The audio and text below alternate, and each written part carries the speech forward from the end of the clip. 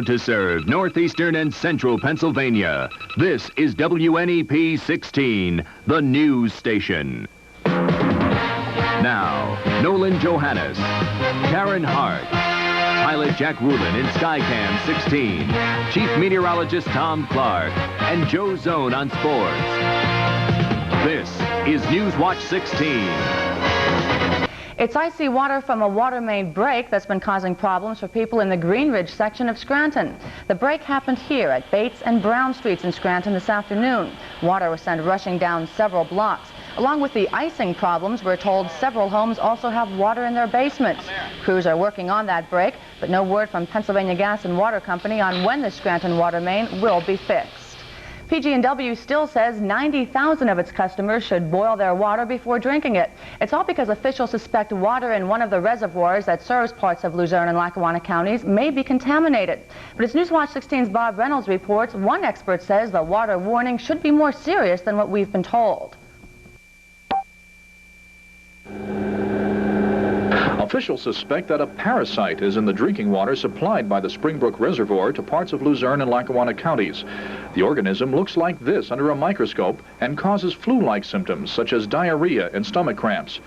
Dr. Lynn Miller of Bloomsburg University says it can also kill very young children and older people whose immune systems are not up to snuff. If it is not treated, that some loss of life could be expected in this area. I'm very concerned about this because of how ulcerative the intestine can be, and all the food that the baby or the adult take in just comes right out. Dr. Miller, an expert on parasites, believes that the parasite situation has been downplayed. Newswatch 16 has learned that not all the facts about the parasite were released during a news conference late last week. I'm told that the icy cold weather we're experiencing is actually aggravating the situation, making it much worse than if it occurred during the summertime. The organism loves cold, and I'll tell you, it is cold out. At about 8 degrees centigrade, which is doggone cold, this organism lives for as long as 2 months, sometimes even longer. And the colder it is, the longer that this parasite is going to be present in the area.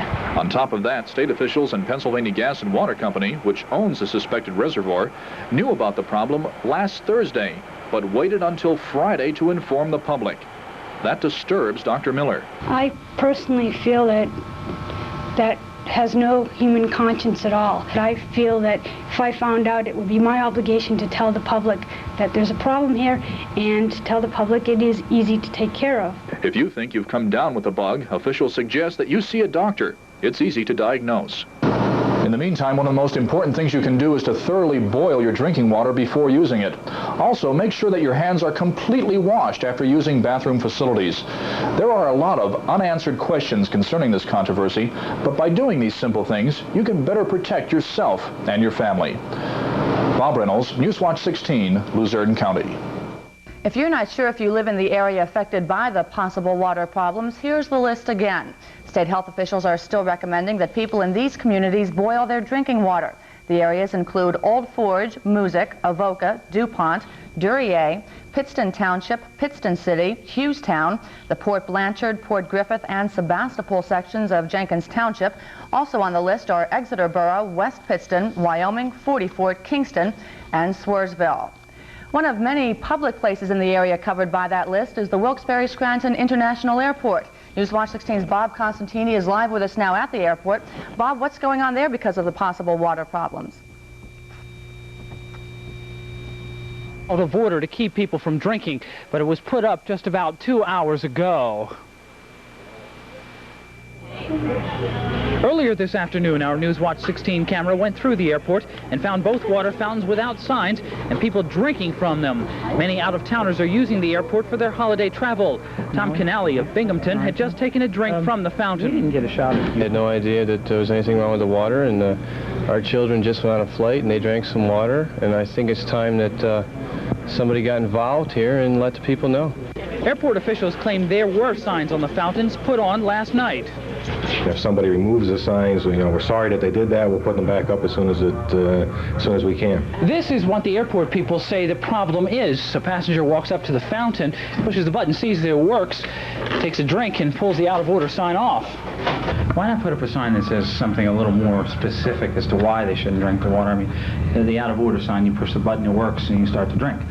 Well, my people put up the signs the way that they thought that they should put up the signs. I don't know if there's been a specific designation, a specific identification of exactly what the signs should say. The airport snack bar and lounge are privately operated. Both are still serving sodas apparently mixed with syrup and regular water. Contacted by phone, manager Phyllis Rempe said she doesn't know if the system uses water and that she will check it out. Back here at the pretty busy main terminal, the signs are up at the water fountains, and airport officials hope they will stay that way. Bob Costantini live with the Instacam at the Wilkes-Barre Scranton Airport. Karen? Okay, thank you, Bob. If you live in the area served by the Springbrook Reservoir, we'd like to know how the warnings about the water have affected your family. If you are taking those warnings seriously and you are boiling your drinking water, you can let us know by calling 1-900-210-3440. That's 1-900-210-3440. If you aren't really worried about the possible problems with your water and you are not boiling your drinking water, you can tell us by dialing 1-900-210-3444. That's 1-900-210-3444. Your call will cost you 50 cents, and we'll have the results of our unscientific survey tonight on Newswatch 16 update after the Penn State game. And we'll repeat the numbers a little bit later on in this newscast. Still ahead, how long you will have to cope with the cold. Plus, we'll talk to the pilot who survived the crash of his plane. He'll tell us how it happened when we come back. Everything from whitewater to black powder to beavers biking and bows, from copperheads to whitetails to casting, calling, and crows. You'll see stalking fish, fixing poles, rainbow trout, and snowy owls, setting traps, drilling holes, earthworms, and waterfowl. Whether you're a fan of the eagles, browns, bears, or giants, or of Joe and Stan and the Mountain Man, or some Tom Duck, or Harry, watch hiking, frying, riding, tying, skiing, and flying on Pennsylvania Outdoor Life, Saturday at 7. Federal investigators tonight are still trying to figure out why a small plane crashed in Lycoming County over the weekend. But Newswatch 16's Craig Stevens was able to talk with the pilot today for his story of the crash. Miraculously, all 4 people aboard this single-engine plane survived the crash in Montoursville. Even before federal investigators had a chance to find out what happened, I talked to the pilot of the plane in his hospital room in Williamsport. Right at takeoff, the passenger door came open, and so I tried to do an emergency landing to secure the door. And the airplane lost altitude because of a stall and hit a tree. Pilot Lee Landheis says the fact his plane hit a soft fir tree may have saved his life, along with that of his wife and 2 sons. All suffered burns. His wife's injuries are the most severe, but she's expected to recover. Landheis kicked out a window to drag his wife to safety. My wife, when I pulled her out, her clothes were on fire, and I grabbed her and pushed her down into the snow and rolled her in the snow to put out the fire. The family was on their way to visit relatives for Christmas when the accident happened. They were trapped in the burning wreckage, and Landheis thinks another minute inside the craft and they would have perished. I feel very fortunate to be alive. There were moments while we were trapped in there that I thought that we were not going to make it. Despite the damage that occurred to this plane and the fact that Dr. Lee Landheis and his family are lucky to be alive, the pilot of what's left of this plane says that once he recovers and gets out of the hospital, he plans to buy another airplane and keep on flying. Craig Stevens, Newswatch 16, Montoursville.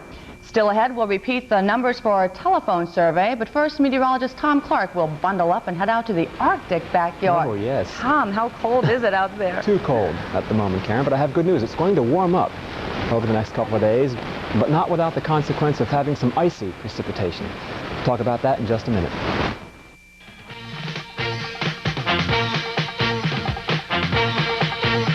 For Northeastern and Central Pennsylvania's first and only local early morning newscast, join Frank Andrews, Dorothy Lucey, Jay Christopher, and meteorologist Noreen Clark for the most complete morning coverage of news, weather, and sports.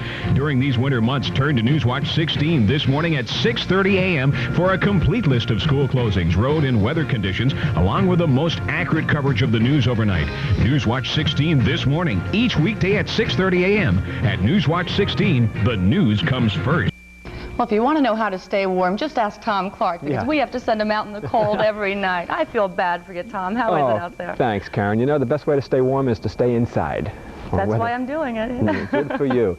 Plenty cold outside, but it's not quite as painful as it's been the past 3 nights because the wind has finally died down just a bit. Let's go to Newswatch 16's Holiday House for tonight. We're going to continue showing these until the first of the year. And this one is out in DuPont, not too far from here. It's the home of John Starinsky and his wife and 3 daughters, and 121 Everhart Street in DuPont. And they have Santa, the snowman out there, and all kinds of light bulbs blinking away. Looks real good. Your temperature now looks like this. In the backyard, it's plenty cold enough at 9 above 0. The wind west to 12, giving us a wind chill of only 10 below. That's a lot better than 30 below, which is what it stood at last night. The barometer is now rising from 30.10 inches. The range in temperature today, 9, is the high so far, and the low this morning broke a record that had been on the books for 69 years. 2 below 0 at 5 o'clock this morning. The old record was 1 below. And look at that, on this date back in 1964, it hit 60. Let's go to the West Coast on the Newswatch 16 color satellite picture. Look down here in Southern California, the warmest place in the nation this afternoon at 2 o'clock, San Diego, 63 degrees. As a matter of fact, it was warmer up in Alaska this afternoon than what it was here in Pennsylvania.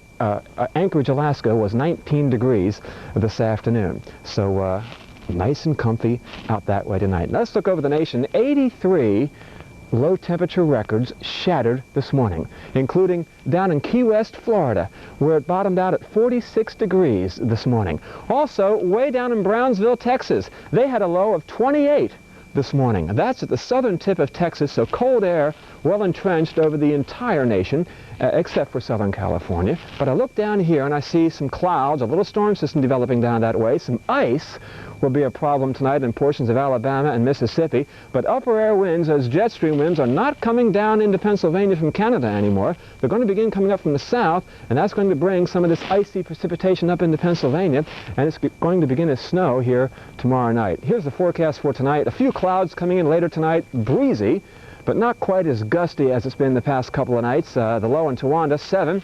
Shohola, 6 degrees for the low tonight, and in Kingston, 7 above, 7 in Stroudsburg, and the temperature in Sunbury will bottom out at about 9 degrees tonight. Now for tomorrow, it looks like this: cloudy skies through the morning and midday hours, snow coming in late in the day, probably between about 5 and 8 p.m. for the snow to begin tomorrow. 21 Montrose, about 23 in Jessup. Look at that, a heat wave, 26 in Pottsville tomorrow, and about 25 in Williamsport. Take a look at the Health Watch. It looks like this. Resistance to aches and pains will be low as the pressure begins to fall and the humidity begins to rise once again. The snow tomorrow night, sleet and rain possible on Wednesday. A little bit of more light snow coming in on Thursday, 29 degrees, some sunshine on Friday. So snow coming in late tomorrow, Karen, but for that Aloha Bowl in Hawaii tonight with Penn State, game time temperature 77 degrees. I'm jealous. So am I. Thanks a lot, Tom. Still ahead, Tim Karlson in for Joe Zone. He'll have the new Super 16 in high school basketball, plus Penn State meets Washington in the Aloha Bowl. Sports when we come back. Penn State versus Washington in the Aloha Bowl, live on NEP tonight. There's a football feud in my family, and I'm afraid, Tim, the outcome of today's game is adding fuel to the fire. The girls like Dallas, and the guys like the Rams. I think we're in trouble. Let's hear it for the guys. Yeah, I'll never hear the end of it. You've heard of Monday Night Football. Today, Monday Matinee Football, the NFC wildcard game at Dallas, the Cowboys and the Rams, and 28 degrees in Dallas, and it looks like the Rams gave the Cowboys the cold shoulder. The Rams win it 24-17. Vince Ferragamo with 3 touchdown passes. Eric Dickerson, 99 yards, had some real good runs in that ball game. The Cowboys just looked flat.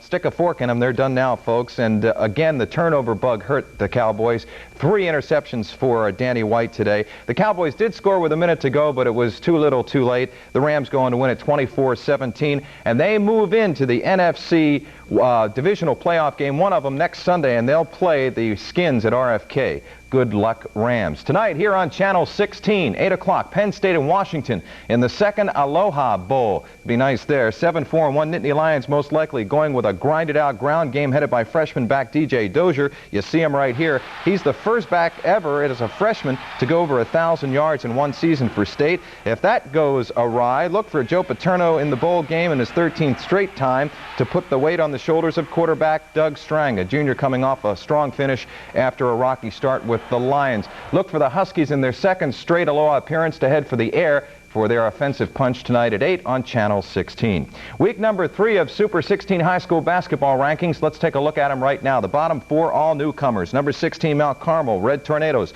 Number 15, Millville Quakers. Number 14, the Weatherly Wreckers.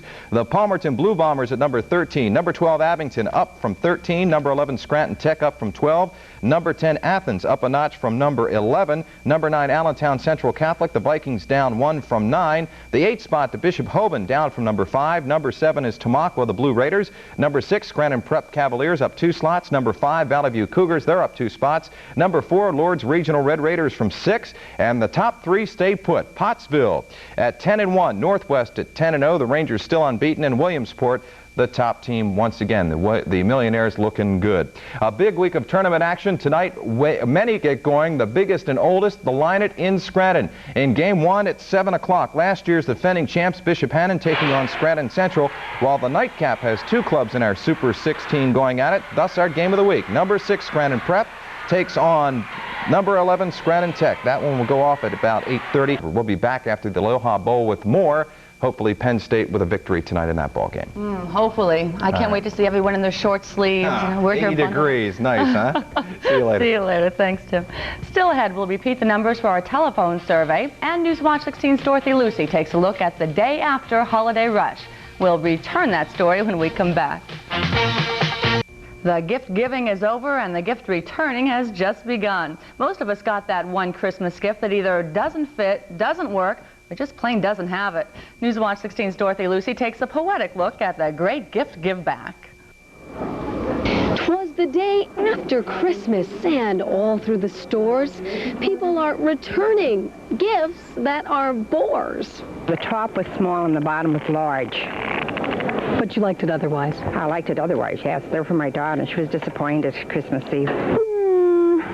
Well, I really wanted to go to Florida, but maybe next year. The stockings had been hung by the chimney with care, but the gifts inside, you wouldn't dare wear. Most of the men came in the day before Christmas and they bought all the things and, real fast, so they'll probably end up returning most of those things because they don't know the size or anything.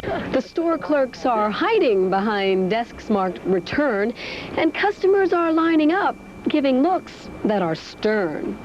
And I heard one man exclaim as he drove down the street, "Next year, I'll tell my wife, keep the receipt." Dorothy Lucey, Newswatch 16, Wilkes-Barre Township.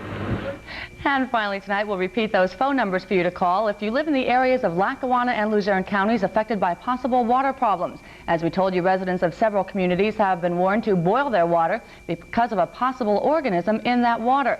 If you are taking the warning seriously and you are boiling your drinking water, you can let us know by calling 1-900-210-3440. That's 1-900-210-3440 if you are boiling your water. Now, if you're not boiling your water, you can tell us by dialing 1-900-210-3444.